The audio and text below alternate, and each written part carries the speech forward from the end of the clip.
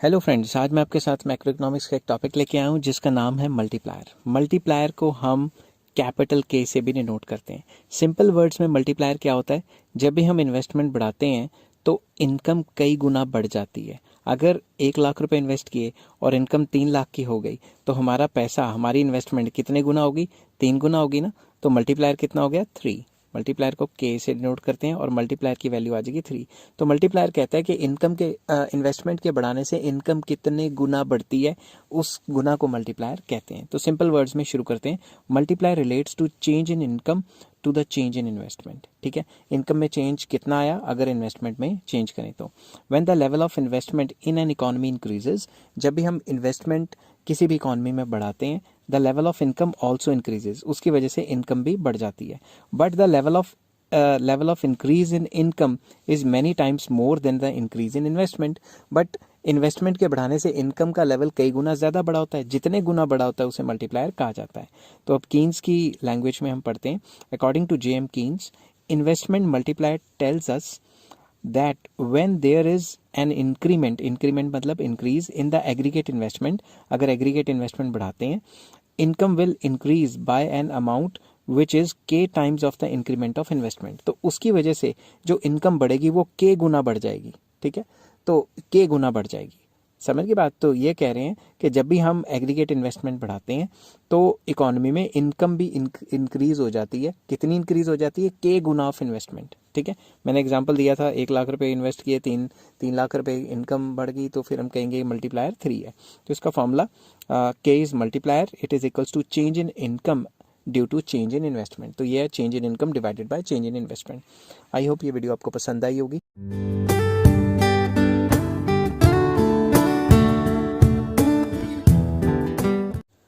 Hello friends, आज मैं आपके साथ डिस्कस करूंगा मैक्रो इकोनॉमिक्स का एक और टॉपिक जिसका नाम है relationship between multiplier and MPC और एमपीएस। एमपीसी के साथ अलग रिलेशन, एमपीएस के साथ अलग है, वो भी एक्सप्लेन करूंगा साथ के साथ। तो हमें ये पता है income is equals to consumption plus investment होती है। तो अगर इनकम में चेंज आई तो कंजम्पशन में भी चेंज आएगी और इन्वेस्टमेंट में भी चेंज आएगी। Now dividing both sides by change in income, अगर इस साइड को भी चेंज इन इनकम से डिवाइड करेंगे, इसके नीचे भी हमने चेंज इन इनकम लिख दिया। अब चेंज इन इनकम कट के तो 1 आ गया। अब इन दोनों के नीचे चेंज इन इनकम है तो मैं अलग अलग, दोनों के अलग अलग नीचे चेंज इन इनकम लिख देता हूँ। अब होगा क्या, ये वाली जो साइड है, ये वाली साइड अगर मैं इधर लेके आऊँ तो ये जो निशान था ये तो प्लस था, उधर जाके क्या हो जाएगा, ये निशान हो जाएगा माइनस में। समझ गए बात? और ये इस साइड, ये इस साइड का इस साइड ही रहा जो राइट हैंड साइड है। अब हम क्या करते हैं, taking inverse of both sides, दोनों साइड का उल्टा ले लेते हैं। तो इस साइड का जो इनवर्स बनेगा वो होगा 1 ओवर दिस साइड, और ये तो क्योंकि एक ही रकम है तो जो नीचे लिखा था वो ऊपर आ जाएगा और जो ऊपर था वो नीचे चला जाएगा, ये उल्टा हो जाएगा। तो आपको याद होगा change in consumption bye change in income तो एमपीसी होती है, और ये वाला जो फॉर्मूला है change in income divided by change in investment, मैंने आपको बताया था ये मल्टीप्लायर का फॉर्मूला है। तो इसकी जगह पे मैंने के लिख दिया और इसकी जगह 1 ओवर 1 माइनस एमपीसी। तो मल्टीप्लायर का ये फॉर्मूला हो गया। और आपको पता है कि एमपीसी प्लस एमपीएस 1 होता है। ठीक है, या एमपीएस निकालना तो 1 माइनस एमपीसी होता है। तो 1 माइनस एमपीसी की जगह मैं एमपीएस भी लिख सकता हूँ।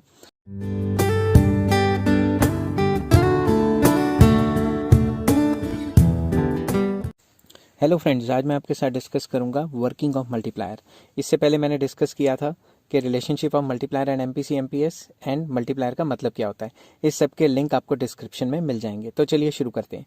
वर्किंग ऑफ मल्टीप्लायर हम 2 तरीके से करेंगे। पहला है स्टैटिक वर्किंग और दूसरा है डायनेमिक वर्किंग। स्टैटिक वर्किंग क्या होता है? स्टैटिक वर्किंग में क्या होता है वो सिंपल वर्ड्स में मैंने लिखा है।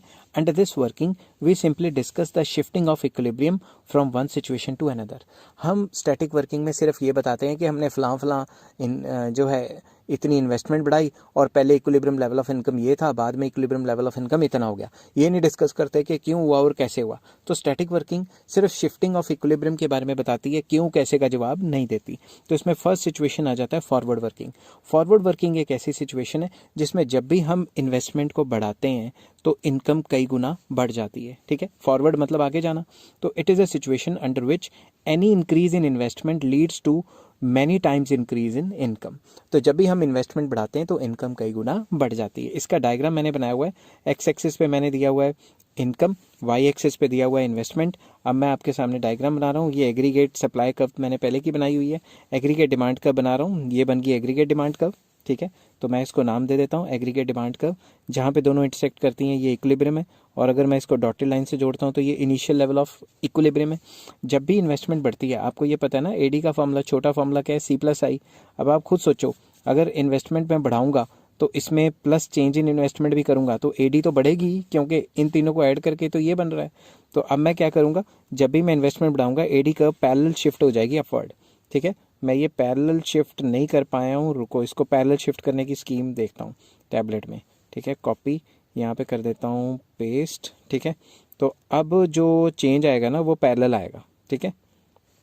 तो ये हमने पैरेलल शिफ्ट कर दी है, और मैं इसको नाम दे देता हूँ नया AD1। अब नई डिमांड कर्व जो एग्रीगेट डिमांड कर्व है वो सप्लाई कर्व को E1 पॉइंट पे काट रही है, तो ये E1 पॉइंट नया इक्विलिब्रियम है। अगर मैं इसको डॉटेड लाइन से जोड़ूं तो नई इनकम कितनी होगी, Y1। अब खुद सोचो, इतनी सी इन्वेस्टमेंट बढ़ी थी, इसकी वजह से इनकम ज़्यादा नहीं बढ़ गई। तो इन्वेस्टमेंट के बढ़ने से इनकम ज़्यादा बढ़ती है, इसको फॉरवर्ड वर्किंग कहते हैं। और इस केस में हम सिर्फ शिफ्टिंग ऑफ इक्विलिब्रियम कर रहे हैं कि पहले इक्विलिब्रियम ये था, फिर इक्विलिब्रियम ये था, भाई इन्वेस्टमेंट बढ़ी और इनकम बढ़ गई, क्यों बढ़ी, कैसे बढ़ी, ये हम नहीं डिस्कस कर रहे, ये डायनेमिक वर्किंग में हम डिस्कस करेंगे। तो ये तो था फॉरवर्ड वर्किंग, जो हमें बताता है कि इन्वेस्टमेंट के बढ़ने से इनकम बढ़ती है। नेक्स्ट इससे उल्टा बैकवर्ड वर्किंग। बैकवर्ड वर्किंग कहता है कि जब भी इन्वेस्टमेंट गिर जाती है तो इकोनॉमी गिर जाती है और इनकम लेवल भी गिर जाता है। It is a situation in which with the decrease in investment income falls many times more. जब भी इन्वेस्टमेंट कम कर दोगे तो इनकम भी कम हो जाएगी, ठीक है। इसको मैं यहाँ पे एक्सप्लेन करता हूँ। फॉर एग्जांपल मैंने ये एग्रीगेट डिमांड कर्व पहले बनाई, ठीक है। मैं यहाँ लिख देता हूँ, ओहो मैंने पेन दूसरा शुरू किया हुआ है, AD। तो नया इक्विलिब्रियम क्या है, नया नहीं मतलब इनिशियल इक्विलिब्रियम, ये आप इसकी सीधी लाइनें खींच लेना, यहाँ पे स्केल का थोड़ा झमेला है। तो ये बन गया, ये हमारा बन गया पहले वाला लाइन, ठीक है। अब अगर इन्वेस्टमेंट गिरेगी तो आपको मैंने पीछे बताया था कि अगर इन्वेस्टमेंट गिरेगी तो AD कर्व नीचे शिफ्ट हो जाएगी। तो इसको नीचे शिफ्ट कर देते हैं और इसका नया नाम दे देते हैं आपका AD1, ठीक है। ओहो बैक करते हैं इसको और इसका नया नाम दे देते हैं AD1। तो ये हो गया E1। तो अगर मैं इसको डॉटेड लाइन से नीचे खींचूं तो ये हो गया Y1। अब खुद सोचो, इन्वेस्टमेंट तो इतनी सी गिरी तो इनकम इससे काफ़ी गुना ज़्यादा नहीं गिर गई, 1 पॉइंट समथिंग टाइम। तो इसे कहते हैं बैकवर्ड वर्किंग। तो बैकवर्ड वर्किंग कहती है कि जब भी इन्वेस्टमेंट गिरा देते हैं तो इनकम उससे ज़्यादा ही गिरती है, ठीक है। इसमें भी हमने क्या किया, शिफ्टिंग ऑफ इक्विलिब्रियम, पहले इक्विलिब्रियम ऊपर था फिर नीचे चला गया। तो जब भी हम इसको थोड़ा शॉर्ट करके बताते हैं कि स्टैटिक वर्किंग एक ऐसी वर्किंग है जिसमें सिर्फ shifting of equilibrium from one situation to another discuss की जाती है। क्यों और कैसे ये डिस्कस नहीं किया जाता, सिर्फ ये कहते हैं भाई इन्वेस्टमेंट बढ़ गई, इनकम बढ़ गई ज़्यादा उससे, और इन्वेस्टमेंट गिर गई तो इनकम उससे ज़्यादा गिर गई। अब हम नेक्स्ट वर्किंग पे चलते हैं जिसका नाम है डायनेमिक वर्किंग। डायनेमिक वर्किंग एक ऐसी वर्किंग है जिसके under we discuss the income generation process. हम ये पूरा प्रोसेस डिस्कस करते हैं कि इनकम जनरेट कैसे होती है। It can be discussed under 2 situations. पहली situation single injection of investment. Single injection of investment एक ऐसी सिचुएशन है जब इकोनॉमी में एक ही बार इन्वेस्टमेंट की जाए तो इनकम बढ़ेगी मगर सिर्फ एक ही बार बढ़ेगी, ठीक है। तो it is a situation in which if the investment is made only once the income will also increase only once. अगर एक ही बार इन्वेस्टमेंट करोगे तो इनकम भी एक ही बार बढ़ेगी। After that income will fall to its initial level, गिर गिर के दोबारा उसी लेवल पे पहुंचेगी जिस लेवल पे थी। It can be explained with the help of table and diagram. तो वी एज्यूम दैट, हम ये एज्यूम करते हैं कि MPC हाफ है। MPC आपको पता है ना, MPC is change in consumption bye change in income. मतलब जब भी आपकी इनकम चेंज होगी, इनकम बढ़ेगी तो आप उसमें से हाफ खाओगे और हाफ सेव कर लोगे।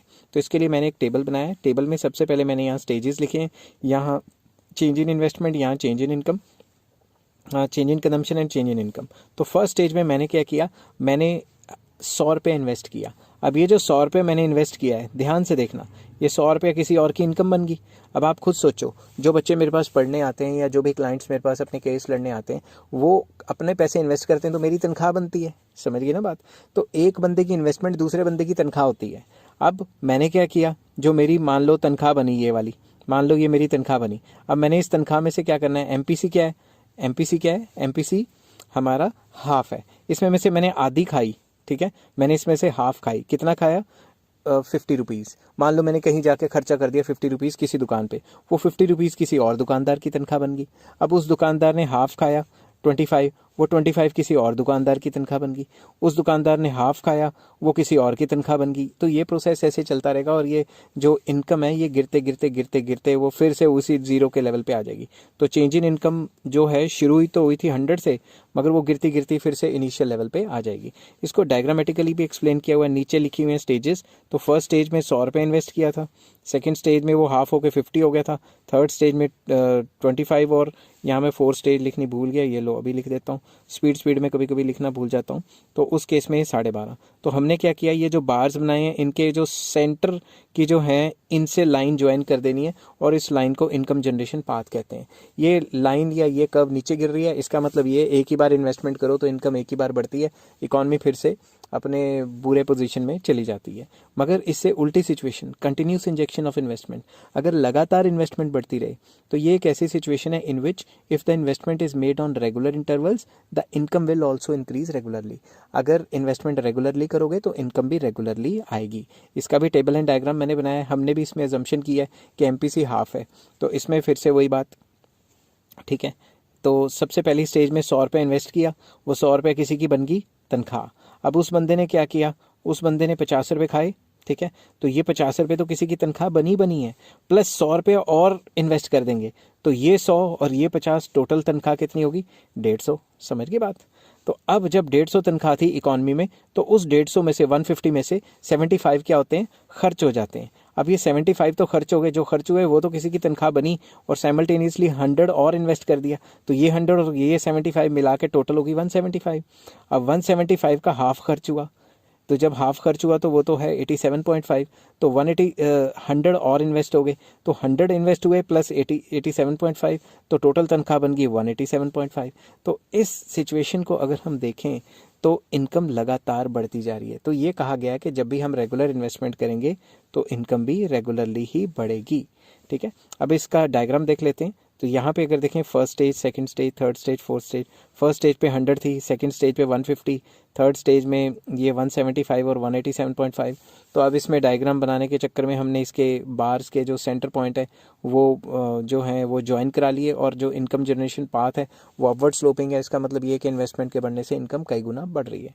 आई होप आपको ये सारी वीडियो पसंद आई होगी। अगर पसंद आई है तो please like, share and subscribe. Next video में मैं लेके आऊँगा लीकेजेस ऑफ मल्टीप्लायर।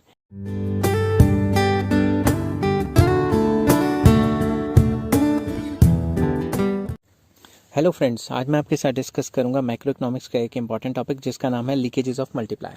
तो चलिए शुरू करते हैं कि लीकेजेस ऑफ मल्टीप्लायर क्या होता है। लीकेजेस ऑफ मल्टीप्लायर में सिंपल वर्ड्स में सबसे पहले मल्टीप्लायर बताता हूँ। मल्टीप्लायर क्या कहता था, जब भी इन्वेस्टमेंट बढ़ता है तो इनकम कई गुना बढ़ जाती है, ठीक है। तो ऐसी कौन सी सिचुएशंस हैं जिसमें मल्टीप्लायर प्रोसेस हर्ट होता है और मल्टीप्लायर प्रोसेस में खामियां आ जाती हैं या मल्टीप्लायर प्रोसेस अच्छे तरीके से काम नहीं करता। चलिए शुरू करते हैं। Increase in income due to increase in initial investment does not go endlessly. मतलब जब भी आपकी इन्वेस्टमेंट के बढ़ने से इनकम बढ़ेगी, इसका मतलब ये नहीं है हमेशा ही बढ़ती रहेगी, ठीक है। Due to several factors the process of income propagation slows down and ultimately comes to halt.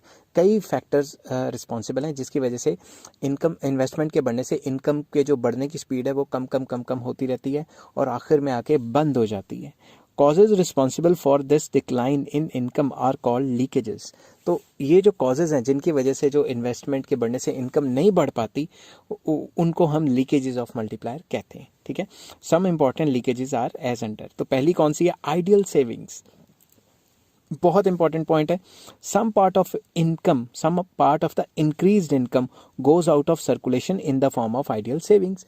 अगर कई लोगों की तनख्वाह बढ़ती है तो वो सारी की सारी खर्च नहीं करते, वो सेव कर लेते हैं। Ideal savings leads to equivalent fall in MPC. और अगर सेव कर लेंगे तो एमपीसी तो बढ़ेगी नहीं, उनकी कंजम्पशन तो बढ़ेगी नहीं। और असली मल्टीप्लायर में खेल किस चीज़ का है, कंजम्पशन का। अगर आप मार्केट में कंजम्पशन करेंगे तभी मार्केट में एम्प्लॉयमेंट जनरेट होगी, गुड्स बिकेंगे, ठीक है। तो अगर आपने सेविंग ही कर ली तो मैक्रो लेवल पे अगर आप सेविंग करते हैं तो भाई पूरा का पूरा जो इकॉनमी है वही ठप हो जाएगी। एक इंसान माइक्रो लेवल पे सेव करे बहुत अच्छा है, मगर सारे के सारे सेव करने लग गए तो दुकानों पे तो सामान ही नहीं बिकना, ठीक है ना। तो वो मैक्रो लेवल के लिए तो परेशानी है। It results in to fall in the value of multiplier. तो अगर सारे के सारे बढ़ी हुई इनकम में से सेविंग ज़्यादा करने लगे तो मल्टीप्लायर की वैल्यू में फॉल आ जाएगा, जिसको लीकेजेस कहा जाता है। Next, purchase of shares and government securities. When some part of the increased income is used to purchase old shares and government securities, the flow of income stream falls. अगर बढ़ी हुई income में से आप कुछ हिस्सा या ज़्यादा हिस्सा गवर्नमेंट सिक्योरिटीज़ को खरीदने में लगा देते हैं तो पैसा तो गवर्नमेंट के पास चला गया, शेयर्स खरीदने में लगा देते हैं तो पैसा तो शेयर मार्केट में चला गया, उससे गुड्स एंड सर्विसेज की सप्लाई पे क्या फ़र्क पड़ा? कोई फ़र्क नहीं पड़ा. This part of income is not spent on the consumer goods. तो जब भी कंज्यूमर गुड्स के ऊपर खर्चा होता तभी उनकी डिमांड बढ़ती, तभी उनकी प्रोडक्शन बढ़ती, मगर ऐसा तो कुछ हुआ नहीं. Consequently the future increase in income halts and multiplier effects declines gradually. तो हम सिर्फ मल्टीप्लायर इफेक्ट को तभी काम में ला सकते हैं या मल्टीप्लायर इफेक्ट तभी आएगा जब हम गुड्स ज़्यादा से ज़्यादा कंज्यूम करें, ताकि मार्केट में जो है सेलिंग ज़्यादा हो, जिसकी वजह से प्रोडक्शन ज़्यादा हो, फिर एम्प्लॉयमेंट बढ़ेगी. नेक्स्ट आ जाता है पेइंग ऑफ ओल्ड डेट. अगर आपने पुराना कर्जा चुका दिया, that part of increase income which is utilised in paying old debt is obviously not spent on consumption. आपने पुराने कर्जे चुकाए, आपने वो पैसा कंजम्पशन पे तो खर्च नहीं किया. अगर कंजम्पशन पे खर्च किया होता, कंज्यूमर गुड्स की डिमांड बढ़ती, उससे प्रोडक्शन बढ़ती, एम्प्लॉयमेंट बढ़ती, तो हर एक में वही कारण है.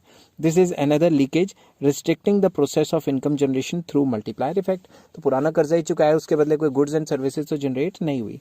नेक्स्ट आ जाता है इम्पोर्ट या imports. Import constitutes yet another leakage from the system. क्योंकि अब बाहर से सामान मंगाते हैं तो पैसा तो बाहर चला गया, हमारी इकोनॉमी का सर्कुलर फ्लो तो वैसे ही कम हो गया. Money goes out of the system equivalent to the value of imports. तो जितनी चीज़ें आप बाहर से इम्पोर्ट करोगे उसके इक्वलेंट पैसा बाहर चला जाएगा. Accordingly propensity to consume falls, limiting the multiplier effect of increase investment. तो अगर आपने बाहर से चीज़ें मंगा ली तो जितनी चीज़ें बाहर से मंगाओगे उतने वैल्यू का पैसा बाहर चला जाएगा. अगर पैसा बाहर चला गया तो हमारे सिस्टम में से, हमारी इकोनॉमी में से तो पैसा निकल गया, जिसकी वजह से कंजम्पशन लेवल्स गिर जाएंगे. इसलिए जब भी इकोनॉमी अमीर होती है वो बाहर से इंपोर्टेड गुड्स यूज़ करने लगती है. अगर इंपोर्टेड गुड्स बाहर से खरीदेंगे तो फिर तो फ़ायदा ही क्या हुआ अमीर होने का, सारा पैसा तो फिर से सर्कुलेट हो गया बाहर. ठीक है ना. Next, excess stock of consumer goods या consumption goods. Increase in income leads to increase in consumption. जब भी इनकम बढ़ती है तो कंजम्पशन बढ़ती है. If the increased demand for consumer good is met of the existing excess stock of goods, such as new consumer goods will not be produced, it will weaken the multiplier effect. अगर आपकी income बढ़ी, आप लोगों ने consumption बढ़ाई, आप लोगों ने क्या, पूरी इकोनॉमी में कंजम्पशन बढ़ी, मगर ये बढ़ी हुई कंजम्पशन के लिए स्पेशल गुड्स बनाने नहीं पड़े, बल्कि पहले की एक्सेस सप्लाई पड़ी थी गुड्स की, तो नई इनकम तो जनरेट ही नहीं हुई, नई एम्प्लॉयमेंट तो जनरेट ही नहीं हुई. ये भी एक मल्टीप्लायर इफेक्ट के लिए लीकेज मानी जाती है. नेक्स्ट आ जाता है हाई लिक्विडिटी प्रेफरेंस. अगर कुछ लोग प्रेफरेंस ऑफ लिक्विडिटी, कैश की प्रेफरेंस करते हैं तो वो तो खर्चेंगे ही नहीं पैसा, फिर कंजम्पशन कहाँ से बढ़ेगी. If people have high liquidity preference, if they want to hold more money in cash for transaction precaution and speculative motive. अगर वो ज़्यादा से ज़्यादा पैसा अपने हाथ में रखना चाहते हैं, खर्चे के लिए भी, प्रिकॉशन के लिए भी, स्पेकुलेटिव मोटिव के लिए भी, कि अगर कोई चीज़ सस्ती मिली या सट्टे टाइप मिली तो एकदम से इन्वेस्टमेंट करके बल्क में रिटर्न्स कमा लेंगे, it would imply less expenditure. अगर वो अपने पास पैसा अपने जेब में कैश रखना चाहते हैं या अपने पास संभाल के रखना चाहते हैं तो वो कंजम्पशन कम करेंगे. Hence liquidity preference also serves as a leakage of multiplier. इसकी वजह से भी कंजम्पशन नहीं बढ़ेगी, जॉब्स नहीं क्रिएट होंगी. ठीक है ना. नेक्स्ट आ जाता है इन्फ्लेशन. इन्फ्लेशन मतलब महंगाई. If price rise then the large part of increased income will be spent on the purchase of same amount of goods and services as before. अगर प्राइसेस बढ़ गए तो वो पैसा जो खर्च करते थे आप अपनी नॉर्मल कंजम्पशन पे, मान लो आपकी इनकम 10,000 है, अगर आपकी जो घर का खर्चा है जैसे 6,000 में चलता था वैसे 6,000 में नहीं चलता. एक एग्जांपल देता हूँ आपको. मान लो आपकी तनख्वाह है 20,000, 10,000 तो थोड़ी कम होगी, ठीक है, कईयों में 20,000 भी कम होगी, बस एग्जांपल दे रहा हूँ. और उसमें से आप 15 के मतलब 1000, तो 15,000 खर्चे के लिए निकालते हो, घर घुर का खर्चा करते हो, और मान लो मार्केट में प्राइस बढ़ गए, अब 15 की जगह 19 से खर्चा होता है क्योंकि सिलेंडर महंगे हो गए एलपीजी के, और सब कुछ ही महंगा हो गया, बिजली महंगी होगी. तो इससे क्या होगा, अब आपके 19,000 खर्च हुआ करेंगे. उससे क्या होगा, thus under inflationary situation people have to spend more money to buy same number of goods and services as before. तो जितनी क्वांटिटी पहले खा रहे थे उतनी क्वांटिटी बाद में खा रहे हो, क्वांटिटी पे तो कोई फर्क नहीं पड़ा. समझ गए बात. The effect of it is that the increase in monetary income is absorbed by buying the same amount of goods and services as before.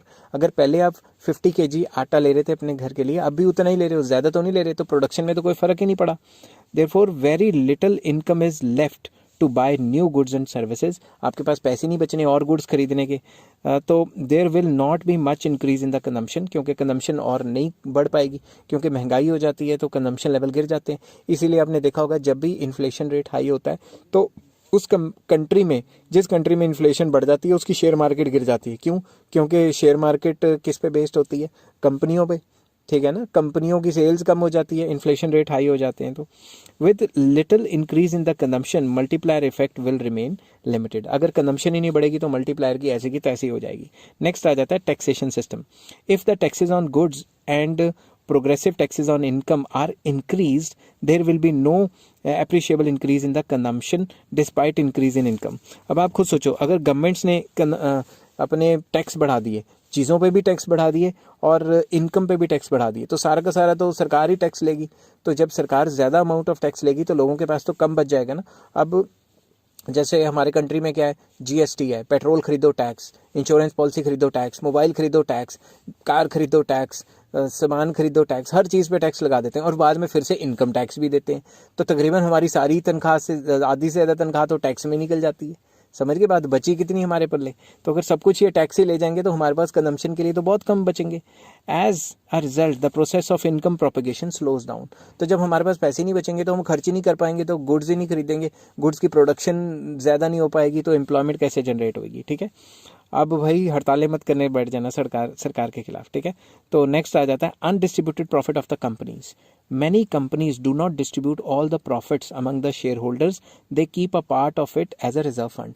Company का जो प्रॉफिट होता है वो 3 हिस्सों में डिवाइड होता है। एक तो सरकार टैक्स ले जाती है, दूसरा शेयर होल्डर्स के बीच में जो डिस्ट्रीब्यूट होता है जिसको डिविडेंड कहते हैं, और तीसरा पार्ट कंपनी अपने पास कॉर्पोरेट सेविंग्स कर लेती है कि फर्दर इन्वेस्टमेंट करना है। अगर वो शेयर होल्डर के बीच में डिविडेंड डिस्ट्रीब्यूट नहीं करती, अपने पास संभाल के रख लेती है, then this undistributed profit also serves as a leakage of the multiplier, because this amount is not made available to the shareholders who could use it as consumption expenditure. अगर share holders को दे देती तो क्या पता वो भी थोड़ा बहुत अपना खर्चा खुर्चा कर लेते, मगर उनको दिया नहीं, कंपनी के पास ही संभाल के रख लिया, तो वो भी एक टाइप का लीकेज माना जाएगा। आई होप ये वीडियो आपको पसंद आई होगी। हेलो फ्रेंड्स, आज मैं आपके साथ एक मैक्रो इकोनॉमिक्स का टॉपिक लेके आया हूँ जो कि मल्टीप्लायर के चैप्टर में से है। टॉपिक का नाम है, मैंने यहाँ पे गलत चूज़ कर लिया, टॉपिक का नाम है लिमिटेशंस ऑफ मल्टीप्लायर। कि जो मल्टीप्लायर है इसकी क्या क्या लिमिटेशंस हैं, इसकी क्या क्या खामियां हैं, कब कब ये काम नहीं करता। फर्स्ट पॉइंट आ जाता है अवेलेबिलिटी ऑफ कंज्यूमर गुड्स। अगर कंज्यूमर गुड्स अवेलेबल होंगे तभी ये काम करेगा। कंज्यूमर गुड्स ही अवेलेबल नहीं होंगे तो कंज्यूमर अगर इनकम जनरेट कर पाता है तो वो खरीदेगा क्या? समझ गए ना बात? तो इसको मैंने एक्सप्लेन किया है। Multiplier is effective only if consumer goods are available in the country in adequate quantity to enable the consumers to spend their increased income on the purchase of these goods। तो मतलब अगर investment के बढ़ाने से income बढ़ भी गई है, उस बढ़ी हुई इनकम से अगर गुड्स एंड सर्विसेज खरीदेगा तभी फर्दर इनकम जनरेट होगी ना। अगर अवेलेबिलिटी ऑफ गुड्स ही नहीं है तो फिर फायदा क्या हुआ? फिर तो वो पैसे उसकी जेब में ही रह गए ना, लीकेज होगी एक टाइप की। If consumer goods are not available in sufficient quantity, consumers will be unable to spend their increased income, which will restrict the operational effect या ऑपरेशनल इफेक्टिवनेस ऑफ मल्टीप्लायर। तो जो इफेक्टिवनेस ऑफ मल्टीप्लायर है वो तो कम होगी, क्योंकि जो उन्होंने ज़्यादा पैसे कमाए वो जेब की जेब में रह गए, वो घूमे नहीं, सर्कल में नहीं आए, इकोनॉमी में नहीं घूमे। ठीक है, नेक्स्ट पॉइंट आ जाता है multiplier period. When income increases due to initial increase in investment, multiplier does not becomes operative immediately। शुरू में इन्वेस्टमेंट बढ़ी, इन्वेस्टमेंट के बढ़ने से एकदम से इनकम नहीं बढ़ जाती। ठीक है, उसमें एक टाइम लैग लगता है। It needs time lags to show its effects. तो एक टाइम चाहिए, उसको पैसे को सर्कुलेट होने में काफ़ी टाइम लग जाता है। जैसे मान लो कोई मैंने कहीं इन्वेस्टमेंट की, उससे पैसा मेरी जेब में आया, तो मैं आज के आज ही थोड़ा ना खर्च दूंगा। मैं जब खर्चूंगा फिर अगले बंदे के पास जाएंगे, अगला बंदा कब खर्चेगा कोई पता नहीं। समझ रहे हो ना? Consumers do not spend all their income immediately after its receipt, and then there is a time lag between receipt of income and expenditure. वो एकदम से अपने सारे पैसे नहीं खर्च कर देते, आस्ता आस्ता खर्च करते हैं, और जो वो जब उनको इनकम मिली है और जब उन्होंने खर्चा करना है उसके बीच में भी टाइम लैग होता है। मान लो आपको मंथली इनकम मिली तो आप एक ही दिन थोड़ी ना सारे उड़ा दोगे, over the period of month क्या पता उसमें से कुछ सेविंग्स भी करो। ठीक है, this time lag may be short और इट मे बी लॉन्ग। तो ये टाइम लैग जो है शॉर्ट भी हो सकता है, लॉन्ग भी हो सकता है, मगर ये भी एक लिमिटिंग फैक्टर है किसका? मल्टीप्लायर का। नेक्स्ट आ जाता है less than full employment level. Working of multiplier is based on the assumption of less than full employment level in the economy. Multiplier सिर्फ तभी काम करेगा जब इकोनॉमी में लेस देन फुल एम्प्लॉयमेंट होगा. फुल एम्प्लॉयमेंट किसका? Less than full employment of both man and material. मतलब जो प्रोडक्शन कैपेसिटी है वो भी अभी अंडर यूटिलाइज हो रही है और अभी फुल एम्प्लॉयमेंट भी अटेन नहीं हुई. According to the concept of multiplier, increase in investment causes increase in output. जैसे इन्वेस्टमेंट बढ़ेगी, इनकम बढ़ेगी, तो डिमांड बढ़ेगी, तो आउटपुट भी बढ़ेगी और एम्प्लॉयमेंट भी बढ़ेगी and income. It is possible only when natural and human and capital resources of the country are not fully utilized. That is, most of them are unemployed. अगर ज़्यादातर रिसोर्सेज को पहले से ही फुली यूटिलाइज किया गया है तो और फुलर यूटिलाइजेशन करने के लिए कोई रिसोर्सेज ही नहीं है, तो उससे तो महंगाई हो जाएगी. समझ गए ना बात? On the contrary, if there is full employment in the economy, अगर इकोनॉमी में पहले से ही फुल एम्प्लॉयमेंट है, no amount of increase in investment and income will increase the employment whatever be the size of multiplier. It is a situation of price. In this situation price alone will rise. क्योंकि fuller utilisation या full employment तो पहले से हुई पड़ी है, तो अगर नया पैसा डालते भी हैं तो उससे फुल एम्प्लॉयमेंट तो होएगी नहीं, उल्टा डिमांड बढ़ती रहेगी. और अगर रिसोर्सेज पहले से फुली यूटिलाइज है, सारी कंपनियां अपना मैक्सिमम जो सप्लाई है वो कर ही रही हैं, ऑप्टिमल लेवल पे आउटपुट चल ही रही है, तो अगर आउटपुट उससे ज़्यादा बढ़ नहीं सकती, इनकम की बढ़ने की वजह से डिमांड बढ़ जाएगी और उससे प्राइस राइज चला जाएगा. ठीक है. नेक्स्ट लिमिटेशन है स्टेडी फ्लो ऑफ इन्वेस्टमेंट. मतलब रेगुलर इन्वेस्टमेंट होनी चाहिए, यानी कि एक बार इन्वेस्टमेंट की तो कहानी खत्म. रेगुलर इन्वेस्टमेंट होगी तभी रेगुलर इंक्रीज इन इनकम होगी. In order to maintain the effect of multiplier, it is necessary that the sequence of investment must continue. कि इन्वेस्टमेंट मल्टीप्लायर को काम कराने के लिए, लगातार काम कराने के लिए आपका जो सीक्वेंस ऑफ इन्वेस्टमेंट है वो चलना चाहिए. मतलब सीक्वेंस ऑफ इन्वेस्टमेंट का मतलब है कि investment should be done at regular interval. If investment is not maintained continuously, the effect of multiplier will gradually diminish and income will reverse back to its original position. अगर लगातार investment नहीं की, एक बार कर ली फिर 2-4 टाइम लैग के बाद कर ली, तो उससे एक आधी बार तो इनकम बढ़ेगी मगर उसके बाद इनकम दोबारा गिर के अपने इनिशियल स्टेजेस पे ही चली जाएगी. Hence, to maintain the effect of multiplier, it is necessary to have recurrent doses of investment administered to the economy. तो मतलब अगर मल्टीप्लायर इफेक्ट को लगातार मेंटेन करना है तो हमें क्या करना पड़ेगा? रेगुलर इंटरवल पे दबादब इन्वेस्टमेंट करनी पड़ेगी. एक आधी बार की इन्वेस्टमेंट तो फिर से हमारी इकॉनमी निचले लेवल पे चली जाएगी. नेक्स्ट आ जाता है नेट इंक्रीज इन इन्वेस्टमेंट. तो इकोनॉमी में overall net increase in investment होना चाहिए. ये ना हो कि एक बंदे ने इन्वेस्टमेंट कर ली मगर उसके इक्वलेंट या उससे कई गुना ज़्यादा किसी और बंदे ने सेव कर ली, तो इकोनॉमी में तो कम पैसे ही आया ना. फिर ओवरऑल देखें तो full value of multiplier can be realised only if there is a net increase in investment in the economy. मान लो मैंने 10 लाख रुपए इन्वेस्ट कर दिए मगर किसी और बंदे ने 15 लाख रुपए सेव कर दिए, तो इकोनॉमी में असल में तो सर्कुलर फ्लो में पैसा जो सर्कल में जो फ्लो कर रहा है, इकोनॉमी में फ्लो कर रहा है, वो तो 5 लाख कम हो गया ना. It means that investment in one sector should not offset the disinvestment in some other sectors of the economy. अगर एग्रीकल्चर में ज़्यादा इन्वेस्टमेंट होगी और इंडस्ट्री में इन्वेस्टमेंट नहीं हुई तो वो तो ऑफसेट होगी ना. तो एक जगह पे इन्वेस्टमेंट होना और दूसरी जगह पे पैसा खींचना ऐसा नहीं होना चाहिए. For example, if increase in the public investment is accompanied by direct or indirect decrease in the private investment, then multiplier will not work. अगर सरकार अपनी इन्वेस्टमेंट करती है, ठीक है, मान लो 1 करोड़ की इन्वेस्टमेंट कर ली, एग्जांपल दे रहा हूँ, वैसे तो सरकार कई 100 करोड़ की इन्वेस्टमेंट करती है. अगर सरकार 1 करोड़ की इन्वेस्टमेंट करती है और प्राइवेट सेक्टर 1 करोड़ की इन्वेस्टमेंट जो की हुई है उसमें इकोनॉमी में से पैसे निकाल लेता है, तो ओवरऑल तो इकोनॉमी में इन्वेस्टमेंट नहीं ना हुई. समझ गए ना बात? तो ऐसी सिचुएशन में नेट इन्वेस्टमेंट इंक्रीज होनी चाहिए. ये ना हो कि एक बंदे ने इन्वेस्टमेंट की और दूसरे बंदे ने उतनी सेविंग कर ली तो काम ही खत्म हो गया. ठीक है. क्लोज्ड इकोनॉमी, ये भी इसकी लिमिटेशन है. Closed economy is that economy whose aggregate demand is not influenced by foreign trade. तो इसमें क्या होता है, एग्रीगेट डिमांड के अंदर एक्सपोर्ट एंड इंपोर्ट का कंपोनेंट नहीं आता. वैसे एडी का फॉर्मूला है ना, C+I+G+X-M. तो वो जो X-M आता है लास्ट में, वो चीज़ इसमें नहीं होती. If there are export and imports of goods in an economy, then expenditure on imports implies leakages from the income stream with the result that income of the country is concerned the concerned country की जो income है वो diminish हो जाएगी। दिमाग से सोचो, आराम से समझाता हूँ आपको, ये लाइन थोड़ी लंबी हो गई थी। अगर हम इंपोर्ट कराते हैं बाहर से कोई चीज़, ठीक है, अगर मैं बाहर से कोई चीज़ मंगवाता हूँ, चाइना से या कहीं से भी मंगवाता हूँ, तो हमारा पैसा तो बाहर चला गया। जब हमारा पैसा बाहर चला गया तो हमारी इकोनॉमी में से तो पैसा डिमिनिश हो गया ना, हमारी इकोनॉमी से पैसा गिर गया।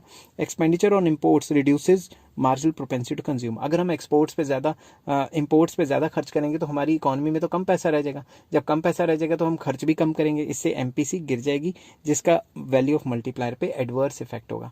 तो इन्होंने एक्सपोर्ट इंपोर्ट की बात नहीं की, और एक्सपोर्ट इंपोर्ट तो मल्टीप्लायर की वैल्यू को प्लस माइनस करेंगे। अगर एक्सपोर्ट करेंगे तो मल्टीप्लायर की वैल्यू ऐड होगी, इंपोर्ट करेंगे तो मल्टीप्लायर की वैल्यू माइनस होगी। ये चीज़ तो डिस्कस ही नहीं की इन्होंने। तो लिमिटेशंस में ये आ जाता है कि अगर इंपोर्ट्स करेंगे उससे वैल्यू ऑफ मल्टीप्लायर गिरती है, ठीक है। नेक्स्ट आ जाता है कांस्टेंट एमपीसी। ये पूरी थ्योरी में एज्यूम करते हैं कि एमपीसी कांस्टेंट रहेगी, जो कि नहीं रहती। Another assumption of multiplier is that MPC must be constant, कि हमेशा एमपीसी की वैल्यू कांस्टेंट रहेगी, ऐसा भी नहीं होता। Changes in MPC causes a change in multiplier. MPC में चेंज आएगा तो मल्टीप्लायर में चेंज आएगा।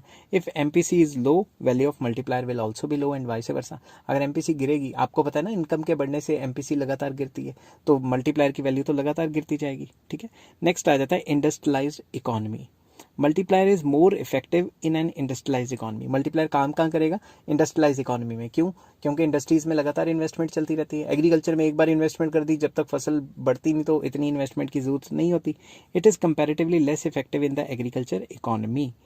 It is because income elasticity of demand is high in case of industrial goods than the agriculture goods. जो इंडस्ट्रियल गुड्स होते हैं उनकी demand highly income elastic होती है। मान लो मेरी इनकम बढ़ी तो मेरी इंडस्ट्रियल गुड्स की डिमांड कई गुना बढ़ जाएगी। एग्जाम्पल, मेरे पास पैसे बहुत ज़्यादा आ गए, अभी तो मैं गरीब यूट्यूबर हूँ, मान लो मैं अमीर यूट्यूबर बन गया, तो क्या पता मैं लग्जरी गाड़ियाँ लेके घूमना शुरू कर दूँ, जो कि सपना है, ठीक है। और क्या पता मैं अमीर हो गया तो मैं भी आईफोन लेने शुरू कर दूँ, लाख लाख रुपए के, जो सैमसंग के लाख लाख रुपए के फ़ोन आते। वैसे मैं लाइक नहीं करता, मगर क्या पता मैं शुरू हो जाऊँ, ठीक है। तो अब अगर आपके इनकम में इजाफा आता है, अगर आपकी इनकम बढ़ती है, तो इंडस्ट्रियल गुड्स की डिमांड काफ़ी ज़्यादा बढ़ जाती है। इसीलिए इंडस्ट्रियल गुड्स की डिमांड क्या है? More income elastic. और एग्रीकल्चर गुड्स की क्या है? Less income elastic. मतलब अगर आपकी इनकम डबल ट्रिपल हो जाती है तो क्या रोटियां 5 की जगह 10-20 खानी शुरू कर दोगे? एग्रीकल्चर गुड्स की कंजम्पशन तो फिक्स रहेगी, जितना खाते हो उतनी खाओगे। Also supply responds to demand much quicker in industrial sector than agriculture sector. तो इंडस्ट्रियल सेक्टर में अचानक से इन्वेस्टमेंट होगी तो अचानक से आउटपुट भी बढ़ जाएगी, मगर एग्रीकल्चर सेक्टर में टाइम लैग चाहिए, नेचुरल फैक्टर पे डिपेंड करता है, तो टाइम लगेगा ना उसको प्रोड्यूस होने में। तो इसलिए मल्टीप्लायर ज़्यादा अच्छे तरीके से काम करता है इंडस्ट्रियलाइज्ड इकोनॉमी में, ना कि एग्रीकल्चरिस्ट इकोनॉमी में, ठीक है। नेक्स्ट आ जाता है surplus capacity in consumer goods industry. ये सिर्फ तभी काम करेगा जब कंज्यूमर गुड्स इंडस्ट्री में सरप्लस होगा, सरप्लस कैपेसिटी होगी। अगर वो ऑलरेडी फुली यूटिलाइज हो रहे हैं तो फिर तो इन्फ्लेशन ही आएगी, ठीक है। When initial investment increases, income also increases, and increase in income leads to increase in consumption. मतलब जब भी इन्वेस्टमेंट बढ़ाएंगे तो इनकम बढ़ेगी तो कंजम्पशन भी बढ़ेगी, but consumption will increase only when there is a surplus production capacity in the consumer goods industry. तो कंजम्पशन सिर्फ तभी बढ़ सकती है जब जो कंज्यूमर गुड्स इंडस्ट्री है अभी उनमें सरप्लस कैपेसिटी बाकी है, उनमें अभी फुल कैपेसिटी पे काम नहीं हो रहा। It is only then that the supply of goods in the short period would increase according to demand। तो अगर वो उनके पास मान लो 5 मशीनें हैं, अभी वो 3 चला रहे हैं, और अगर रातों रात इन्वेस्टमेंट हुई और थोड़े टाइम लैग के बाद इनकम बढ़ी, डिमांड बढ़ी, तो जो 2 मशीनें अनयूटिलाइज्ड हैं उनको भी यूटिलाइज करके डिमांड को पूरा करने के लिए सप्लाई को बढ़ाया जा सकता है। If there is no surplus production capacity, अगर वो ऑलरेडी फुली काम कर रहे हैं और उनके पास कोई प्रोडक्शन कैपेसिटी इंडस्ट्रियल सेक्टर में फालतू नहीं है, in that case MPC will fall, क्योंकि जो एक्सेसिव डिमांड होगी उसे पूरा नहीं कर पाएंगे, क्योंकि सप्लाई ऑलरेडी मैक्सिमाइज सिचुएशन पे चल रही है, तो उस केस में प्राइजेस बढ़ जाएंगे। Consequently multiplier may not work, या मल्टीप्लायर जो है ज़्यादा इफेक्टिवली काम नहीं करेगा। लास्ट पॉइंट आ जाता है no change in the distribution of income. Another assumption of multiplier is that on account of increase in investment and income there should not be much change in the distribution of income। तो उनका ये कहना है, Keynes का ये मानना है कि ये भी एक अजम्पशन में आ जाता है कि अगर मल्टीप्लायर आ भी जाता है, इन्वेस्टमेंट के बढ़ने से इनकम कई गुना ज़्यादा बढ़ भी जाती है, मगर डिस्ट्रीब्यूशन ऑफ इनकम जो है ऑलमोस्ट सेम रहेगा, ठीक है। ऐसा ज़रूरी तो नहीं है कि डिस्ट्रीब्यूशन अमीर अमीर ही रहे और गरीब गरीब ही रहे, ठीक है। कई बार गरीब भी अमीर बन सकते हैं और अमीर भी गरीब बन सकते हैं। Change in the income distribution will lead to change in MPC. उनका ये मानना था कि जब भी डिस्ट्रीब्यूशन चेंज होगा, इनकम डिस्ट्रीब्यूशन, उससे एमपीसी के लेवल में चेंज होगा। जो गरीब पहले बहुत ज़्यादा परसेंटेज ऑफ अपनी इनकम को कंज्यूम करता था, अब वो जब अमीर हो जाएगा तो एमपीसी की वैल्यू चेंज हो जाएगी। अब वो अपनी तनख्वाह का कम परसेंटेज खाएगा तो मतलब एमपीसी उसका लो होगा। In such situation it would become difficult to know the precise value of multiplier. तो अगर एमपीसी ही ऊपर नीचे होने लग गया तो इससे मल्टीप्लायर निकालना बहुत मुश्किल हो जाएगा, क्योंकि मल्टीप्लायर का फॉर्मूला क्या है, मैंने आपको पहले भी बताया था, 1/1 माइनस एमपीसी। तो अगर एमपीसी लगातार चेंज होता रहता है तो मल्टीप्लायर भी चेंज होता रहेगा, जो कि उन्होंने मान लिया कि भाई एमपीसी की वैल्यू के ऊपर ही मल्टीप्लायर डिपेंड करता है, तो एमपीसी को कांस्टेंट कर देते हैं, मतलब distribution of income almost same कर देते हैं, जो कि गलत बात है। आई होप ये वीडियो आपको पसंद आई होगी। अगर पसंद आई है तो please like, share and subscribe.